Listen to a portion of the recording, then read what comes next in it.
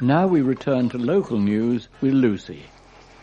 Enfield slumped to a 29-run defeat to Harrow St Mary's in Middlesex County Cricket League Division 2. Harrow St Mary's were dismissed for just 149.1 overs, and Enfield looked to be in a great position to claim the win. But the side failed to take advantage of their position and were disappointingly bowled out for 71 in 37.3 overs to leave Enfield third from bottom of the table. Enfield earned a 6-wicket win over Osterley in the second Divisions 2. Batting first, Osterley scored 203 for 7 from their innings, but Enfield produced an impressive run chase as they reached the target of the loss of 4 wickets in 39 overs to leave them second in the table. Winchmore Hill were held to a draw with Harrow in their Division 3 clash.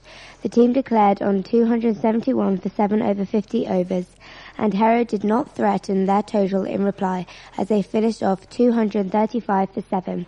Winchmore Hill were thrashed by 9 wickets by Hampstead in the second Division 2. Batting first, the side struggled and were out for 106 in 42 overs. Hampstead needed just 23.2 overs to knock off the runs and wrap up victory. Winchmore Hill also lost by 9 wickets to Richmond in the third Division 3. The team crumbled to 90 all out in 44 overs, and Richmond won for the loss of 1 wicket in 24.2 overs. Botany Bay fell to a 3-wicket defeat to Reed in the Herts Championship on Saturday.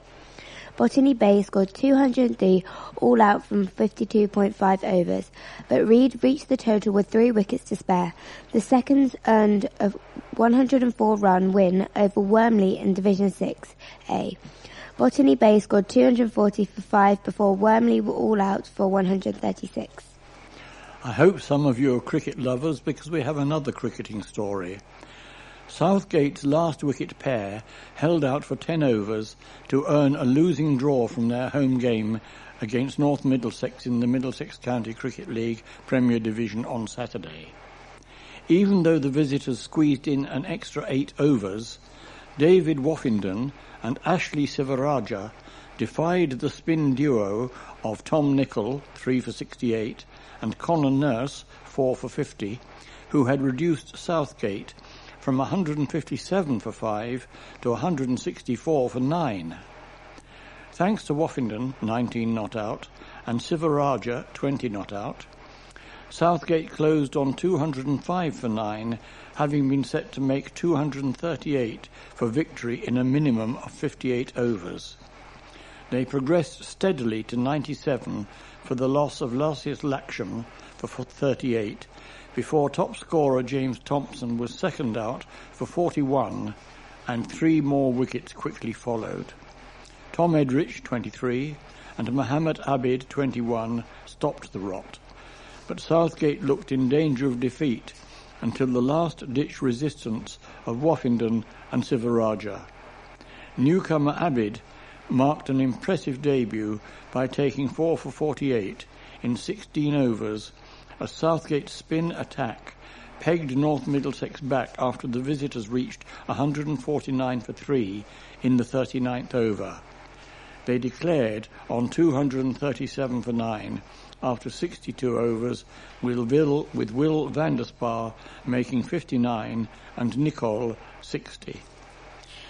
This is not a cricketing story.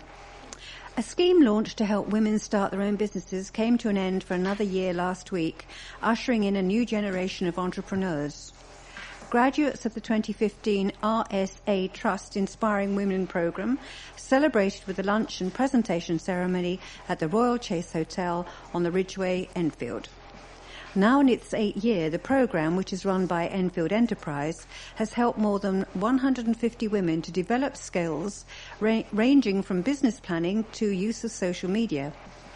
Among them is Marja Dimova Handley, 39, of Chaseside, Enfield, who has been self-employed since 2009, when she first set up her company offering bespoke designs and materials for home furnishings. She was mentored by Enfield Enterprise and said the scheme had transformed her group to feel empowered and engaged in running a business and had helped her to finally make progress. Meeting other women kept me driven, and as a group of women, we were no longer isolated in trying to run a business, she said. Being able to rely on support has put everything into perspective, and I cannot recommend it highly enough. Alan Sitkin, Enfield Council's Cabinet Member for Economic Regeneration and Business Development, congratulated this year's graduates, adding, "The Council is doing everything it can to encourage women to start up new businesses in the borough by facilitating excellent training and business support." Enfield Town continued their build-up to the Ryman League Premier Division season with a 2-1 defeat by Romford at Thurrock Football Club on Saturday. New goalkeeper David Hughes pulled off a superb one-on-one save before the home side took the lead after 33 minutes with a far post header. Town equalised within 60 seconds thanks to a powerful left-foot drive from Samir Bimoutin. The visitors had a few half chances in the second half before the decisive goal, followed by a foul inside the penalty area by Larry Asari. Anthony Page, one of several second-half substitutes, was able to parry the spot kick, but the penalty taker followed up to net the rebound. Romford had the ball in the net again in the closing stages, only for this effort to be ruled out for offside. Saturday's game followed a 4-2 defeat by a Brighton and Hove Albion 11 at the Queen Elizabeth Stadium last Tuesday. Town's goal came from a Brighton defender who turned a Bobby Devane corner into his own net and Corey Whiteley. The pre-season friendlies have featured a number of new faces, including Moroccan winger Bimoutin, who was at Arsenal's academy and has played for Wealdstone. Midfielder Mickey Parcel, who was with Torquay United, and Portuguese defender Jandir da Cruz also played against Romford.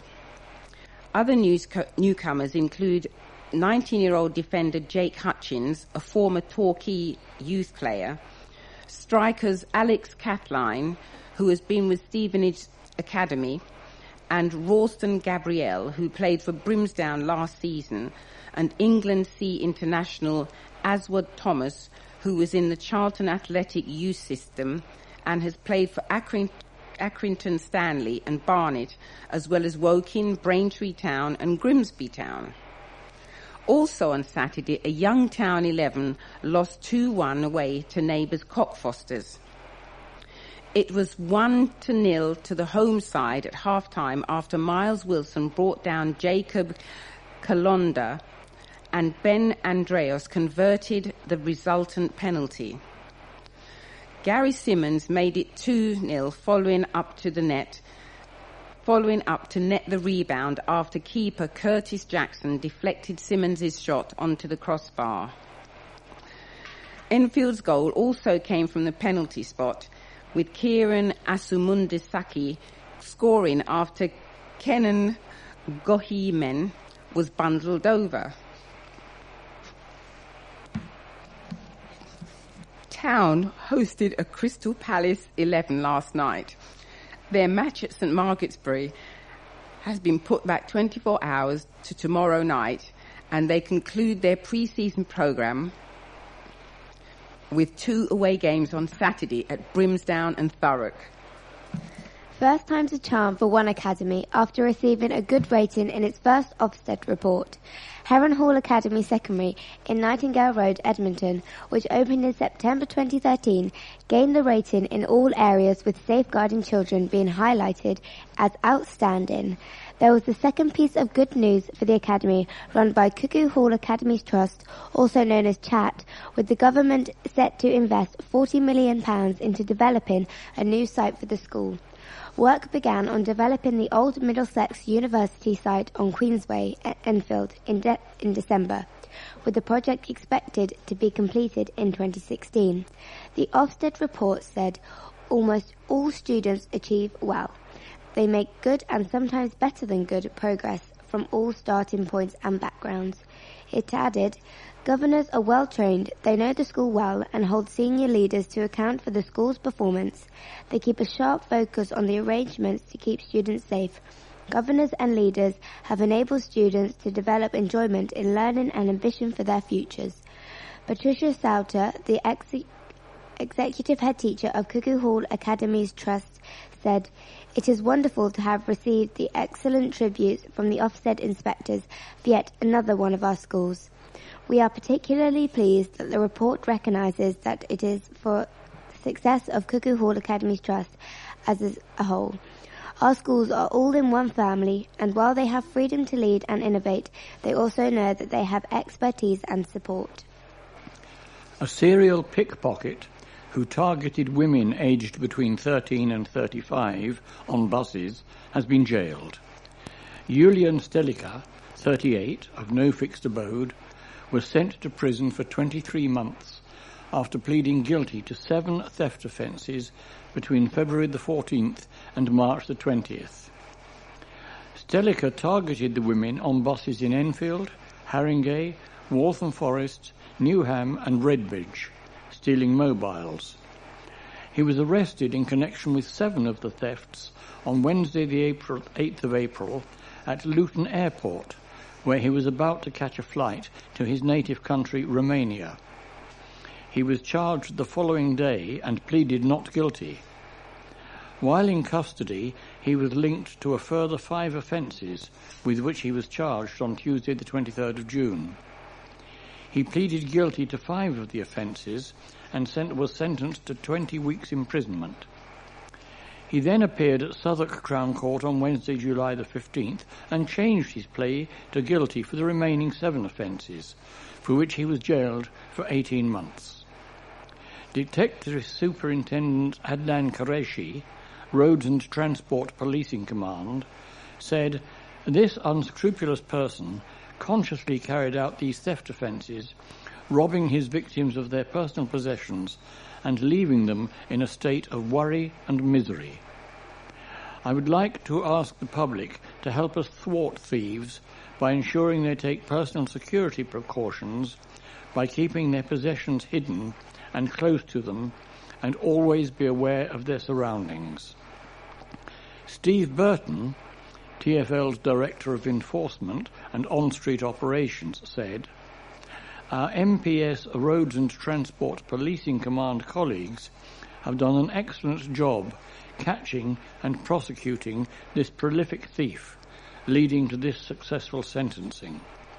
Crime on the bus network has fallen for the 9th year running, and all of our customers have the right to travel without fear of theft. We continue to work hard with our policing partners to rid the network of such criminals and keep bus crime at its lowest level." A terrified terrier was found locked in a bin cupboard at a block of flats. The terrier crossbreed was found last week after passers-by heard him barking as they walked past the flats in Garfield Road, Ponders End.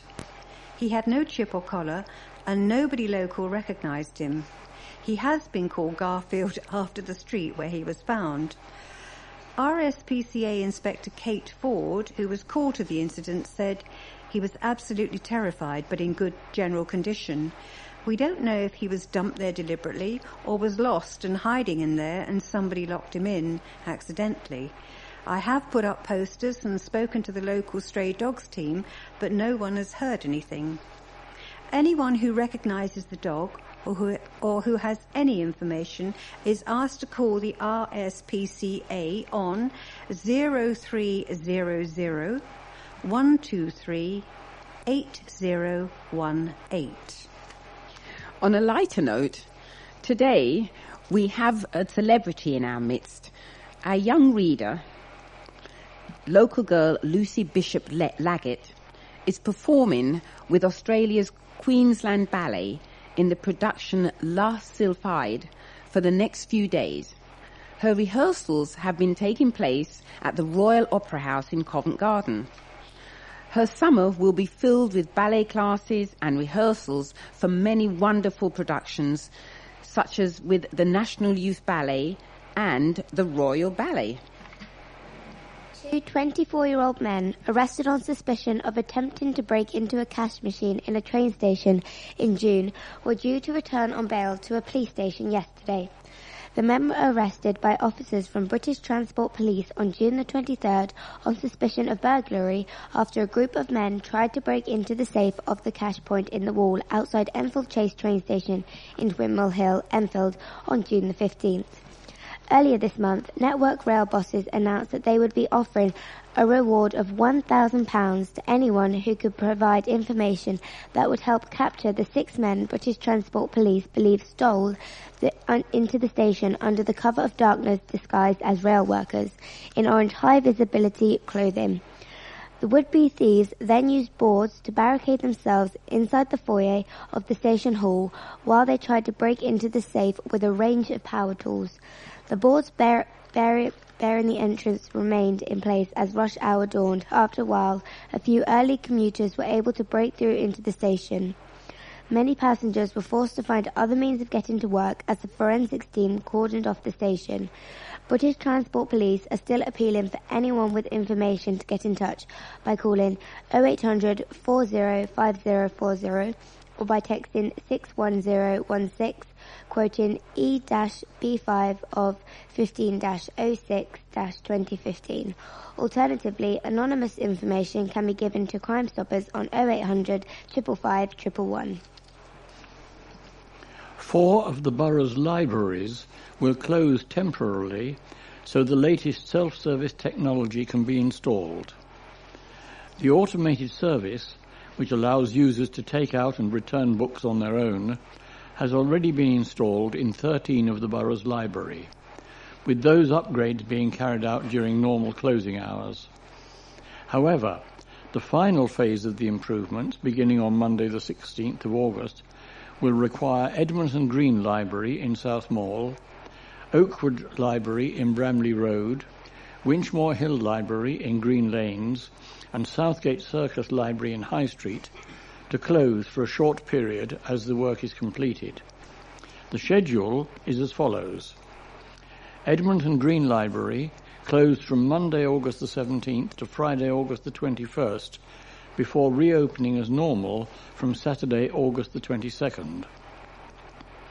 Oakwood Library closed from Monday, August the 24th to Wednesday, August the 26th, before reopening as normal from Thursday, August the 27th.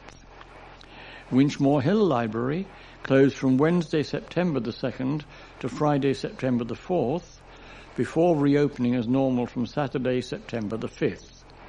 And Southgate Circus Library closed from Monday, September the 7th to Wednesday, September the 9th, before reopening as normal from Thursday, September the 10th.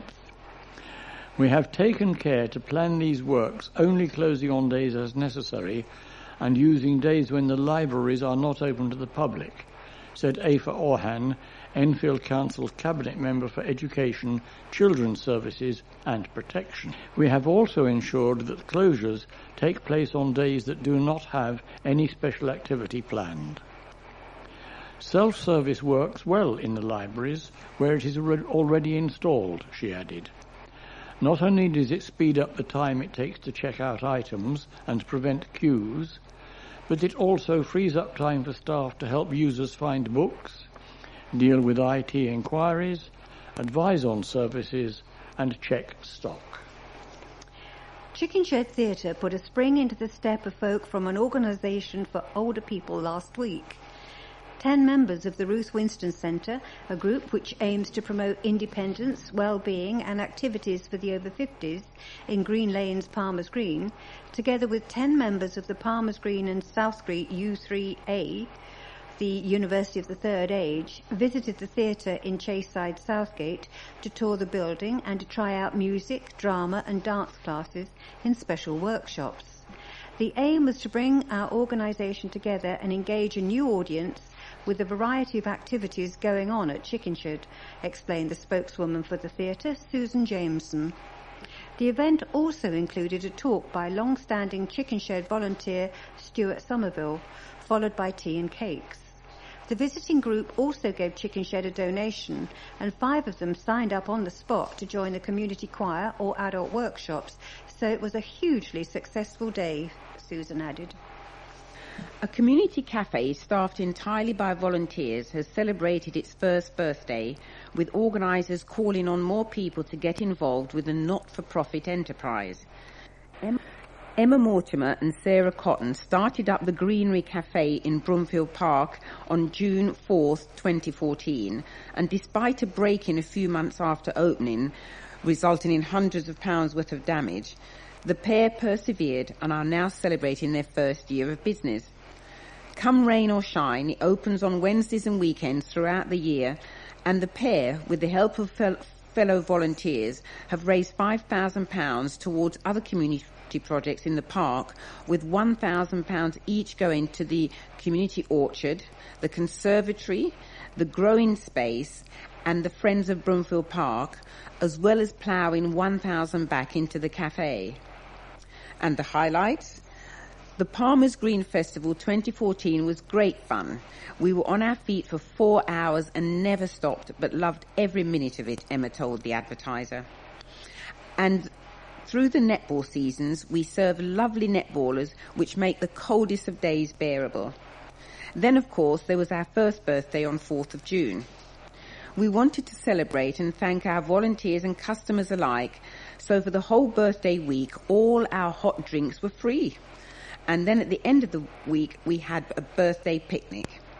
It was lovely. The sun shone, lots of people came, and we also used this opportunity to donate our profits back into Broomfield Park. Emma stresses that all of the successes of the cafe would not have been possible without the army of volunteers who make sure the netballers, joggers, cyclists, dog walkers and families out for a breath of fresh air have a steady stream of hot drinks and light bites to fuel them through their adventures. She added, "We are always on the lookout for new people to join us, young and old, so you need to be able to stand for a couple of hours and like working with the public, but really all you need to bring is a smile." Anyone keen to help out by volunteering at the cafe can log on to www.friendsofbroomfieldpark, that's Friends of Broomfield Park, one word, .org/cafe.php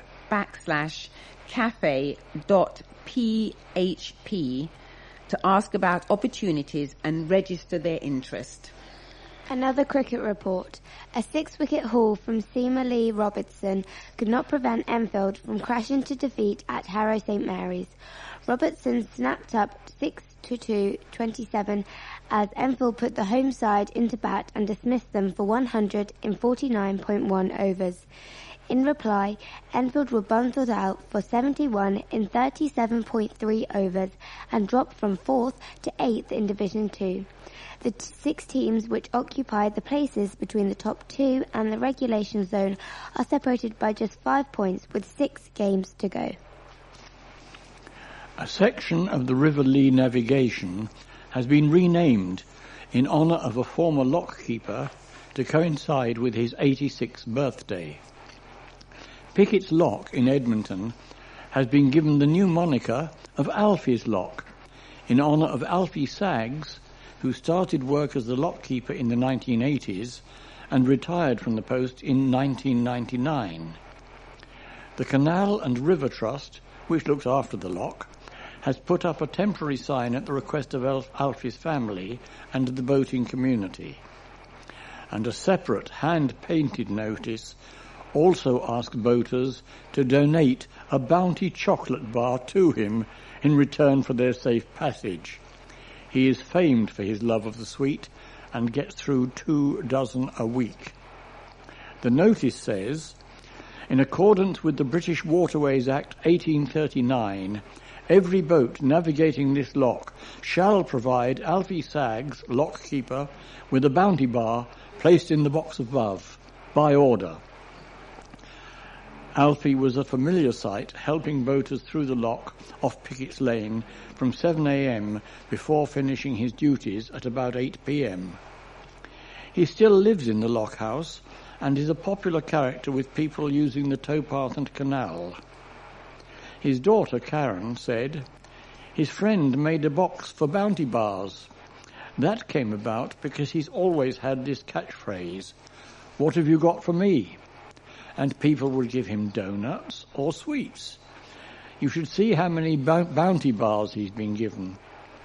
Friends and family gathered to celebrate the renaming, and Alfie said, "It knocked me over with joy. It was the best day ever." His brother David was lockkeeper at Cheshunt, and Alfie enjoyed visiting so much he was inspired to apply for a similar post. The former coalman and paper mill worker loves the canal, although Karen said he had never been on a canal boat throughout his 33 years at the lock.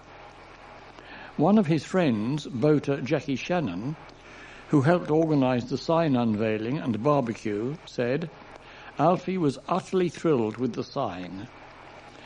The Canal and River Trust towpath ranger Dick Vincent said, "Alfie is a legend on our part of the Lee.